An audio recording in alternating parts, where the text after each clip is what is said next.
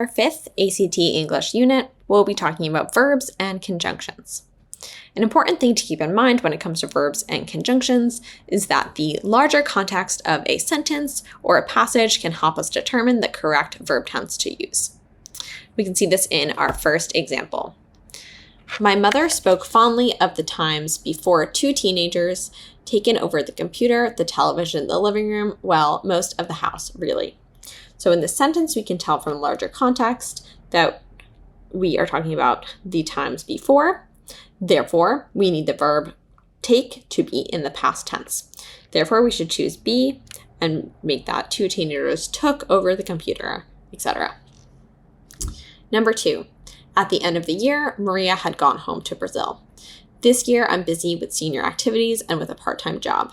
I'm trying to save enough to go see her next year.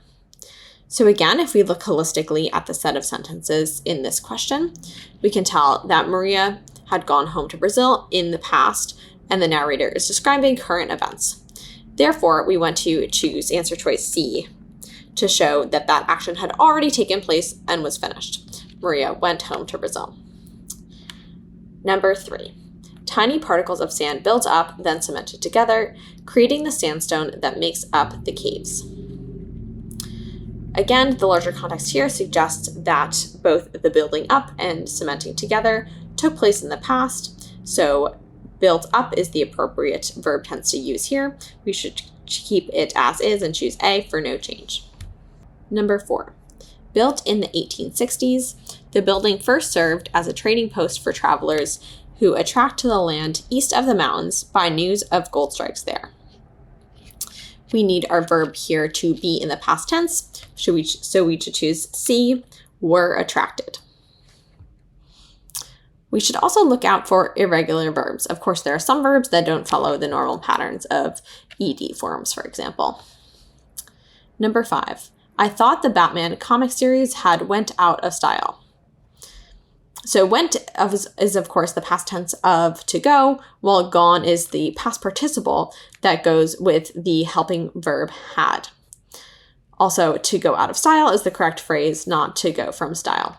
So we should choose answer choice B, which maintains that correct idiom while correcting the irregular verb. Number 6, it was 25 below zero that evening, and the sky shone with a pale orange light. Here we're being asked which of the following alternatives to the underlined portion shown would not be acceptable. So let's go down the list here and identify which of these does not match the correct irregular form of the verb. Answer choice D, shown, is not a word, so it of course cannot be an acceptable substitution for the underlined portion of that sentence. It's also important to keep in mind that verb phrases use have, not of. So you would not say, I should have done this action. You would say, I should have.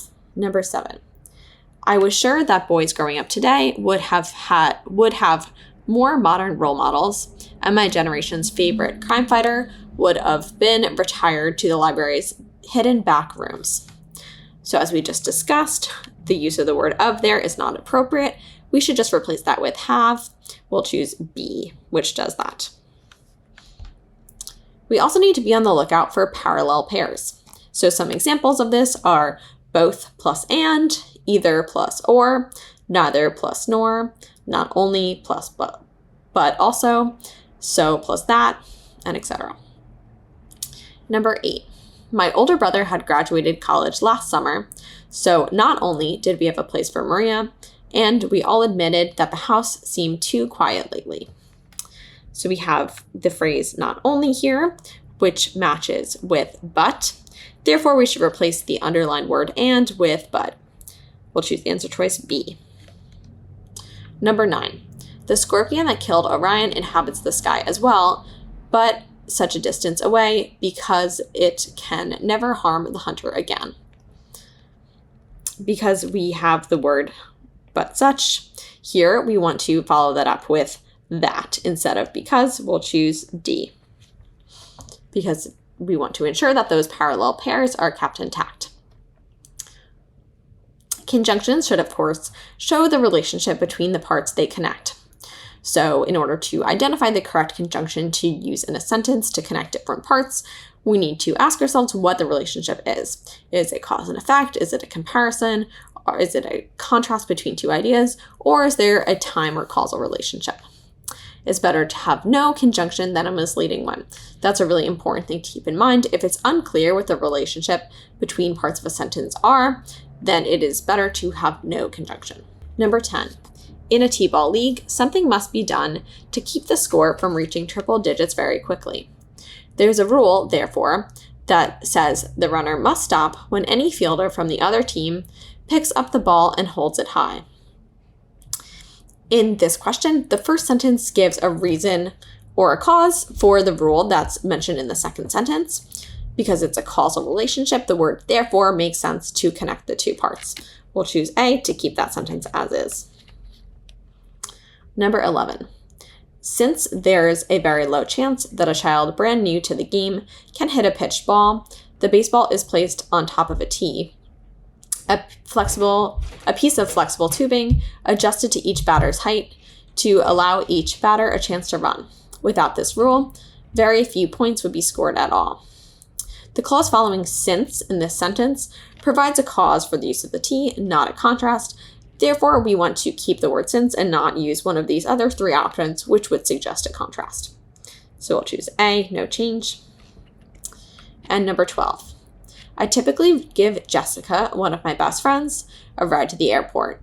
However, on her most recent flight, she knew that the 4:00 a.m. departure and 2:00 a.m. return times were inconvenient and offered to get a cab instead. So in this question, it's unclear what the relationship is between the typical habit of the narrator and the decision of the friend to get a cab to the airport. We also can identify that there are two independent clauses in this sentence, so we should separate these two independent clauses with a period. We want to choose D, which then eliminates a misleading conjunction and corrects a problem of connecting those two independent clauses with just a comma. Now let's go over our extra problems for this unit. Number 1, every day the soccer player trains for 2 hours, goes for a run, and will watch tapes of previous games. So in order to ensure parallel structure here, we want to use the same verb tense for trains, goes for a run, and watch. Therefore, we should choose C, which replaces watch with studies.